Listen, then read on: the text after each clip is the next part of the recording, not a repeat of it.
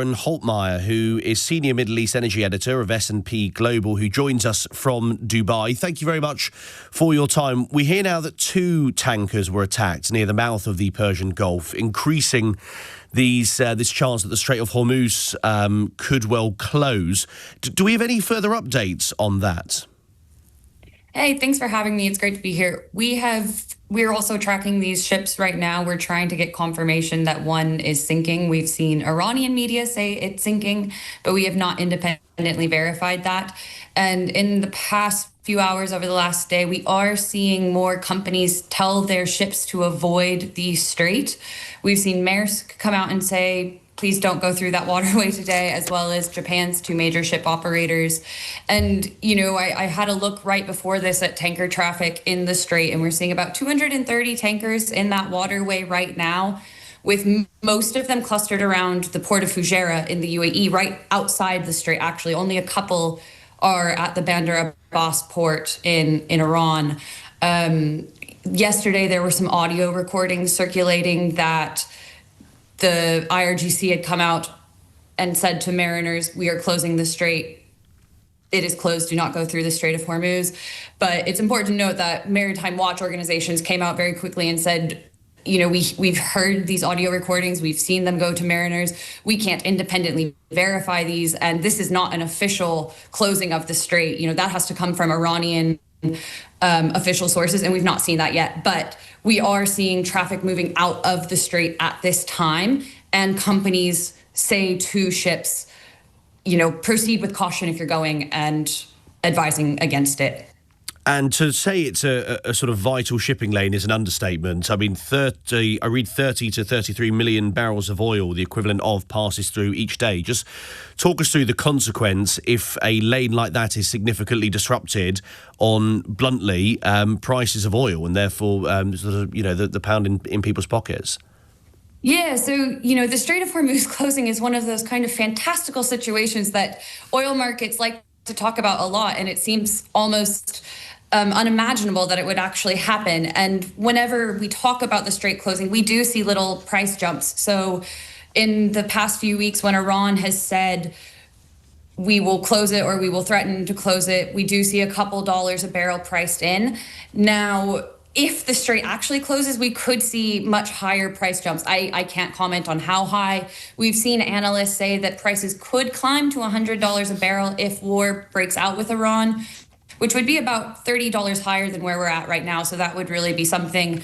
But, that also doesn't take into account many number of factors that could impact those prices. I will say during the 12-day war in June, the last time we had serious concerns over the Strait of Hormuz closing, we saw prices climb to $80 a barrel. We're about $9 off that right now. And how quickly does that occur? So from an incident in the Strait of Hormuz translating to that change in price, is it pretty much instantly? Well, we'll have to see. Markets will open tomorrow, sure. And we'll have to watch what the price does. They actually came off just a few cents at the end of last week on talks, or on signs that the talks were going well. And now I'm expecting higher prices in the morning, but obviously I can't comment on. Sure. How high. Just quickly, I mentioned you were in Dubai. I wonder, we've seen various scenes of hotels there being bombed, for example, and parts of the airport. I just wondered what the sort of general sense you're getting from someone who's, I don't know if you live there or if you're just currently staying there. Yeah, so I do live here. Honestly, it's a bit surreal. Last night I was sitting on my balcony watching missiles be intercepted just out these windows behind me right here. And again, this morning, we've seen some interceptions. And I think surreal is the best word. I've heard friends around Dubai today say that they have heard explosions throughout the day around the city.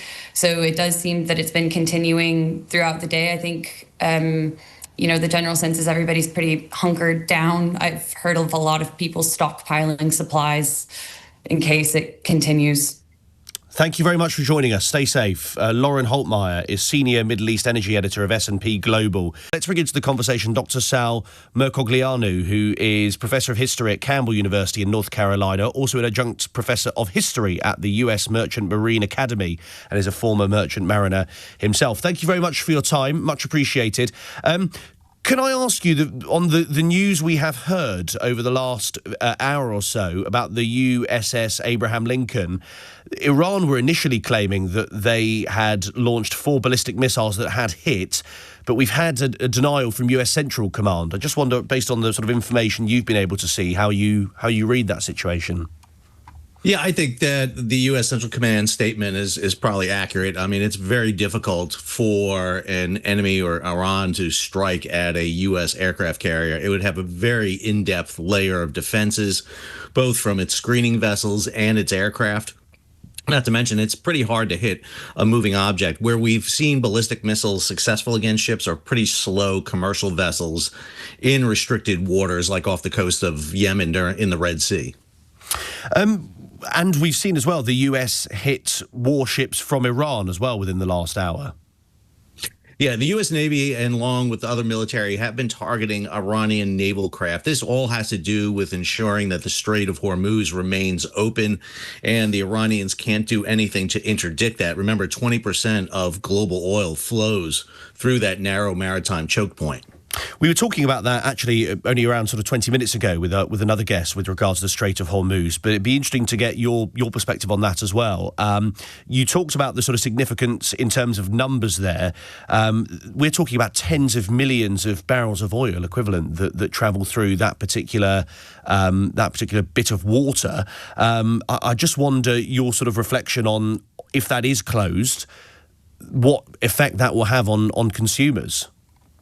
Well, I don't think it's closed right now. I think now... No, sure, but the threat of closure, I should say. Right. And I think what we're seeing right now is ships checking up. We're going to see, ships waiting to see how this transpires over the next day or two. But if it isn't resolved, we're going to see ships sailing through there, because you just have to. I mean, it's 20% of global oil, and there's no way. If you look at that line of ships that come out of the Persian Gulf, they're heading to Asia. They're heading to China, Japan, Korea. I mean, it is what keeps Asia afloat in terms of energy. And what they're going to have to do is just get some more insurance and take the risk. We saw this back in the 1980s during the tanker war, when Iran and Iraq were fighting each other. 450 ships hit during that period of time. The strait never closed. I mean, what we have here is a potential interdiction. And what we're going to probably see here is an increase in cost, because the other issue that's constricting tankers right now, remember, is those ships that are sanctioned by the United States, by the UK, by the EU, in the dark fleet. So what we have is a very constrained tanker fleet out there to begin with.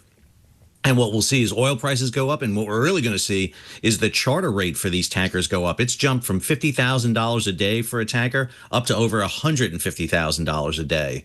So, get ready to feel that in energy costs in the near future. And how quickly does that cost get passed on to consumers? Because obviously, when it is taken through the Strait of Hormuz, it's obviously crude, raw crude. When that sort of, during the process of it becoming petrol, for example, how long until consumers start feeling that huge jump in price, or is it almost instantly? Yeah, unfortunately, it's going to be almost instantly, because they're booking cargo, booking tankers. And what we saw happen just before this is several oil tanker companies went out on the market and began chartering these vessels. They saw what was on the horizon. And so they've already kind of cornered the market. And what we're going to see here is that escalated price. You're always paying. You're not really so much paying for the fuel you're putting in your tank. You're paying for the next load of fuel you're putting into your tank. And so we're going to see those costs begin to transpire and increase very quickly. Can I ask you as well, we've just heard in the last few minutes or so with regard to a US strike on an Iranian warship. I mentioned earlier on the US Central Command have said they struck and I actually don't know how you necessarily, is it a Jamaran-class corvette during the start of Operation Epic Fury? Is there anything you can tell us about that particular type of corvette, that particular type of warship? The Iranians have several small warships really geared up for anti-ship missile platforms, and that's the type of vessel that they have. Could be very effective against interdicting the straits, not very effective against warship to warship. I would argue these are pretty low-end caliber vessels. The issue that Iran has is its shore-based missile batteries. And the biggest threat Iran has, and the one that would scare everyone in terms of shipping, would be the use of mines. Mines would effectively close off the strait. But let's not forget, Iran is still loading tankers right now in the Persian Gulf themselves. And so they would be as probably more hurt by the shutdown of the strait than any other country in the region. Lastly, we don't have the details of the 3 servicemen killed from the United States, but we have heard from US Central Command, as I say, 3 US service members have been killed in action, 5 others have been seriously wounded. That definitely changes the stakes here, doesn't it? The fact that US individuals have been killed in combat.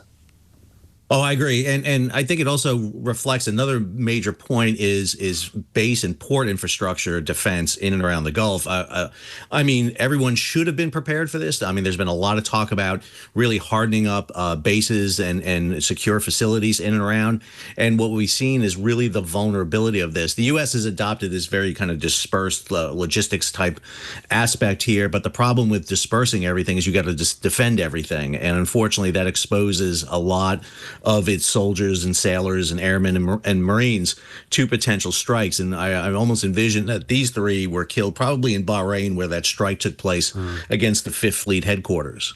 Thank you for your time. Really appreciate it. Dr. Sal Mercogliano is Professor of History at Campbell University in North Carolina, an adjunct professor of history at the U.S. Merchant Marine Academy, and a former merchant mariner himself.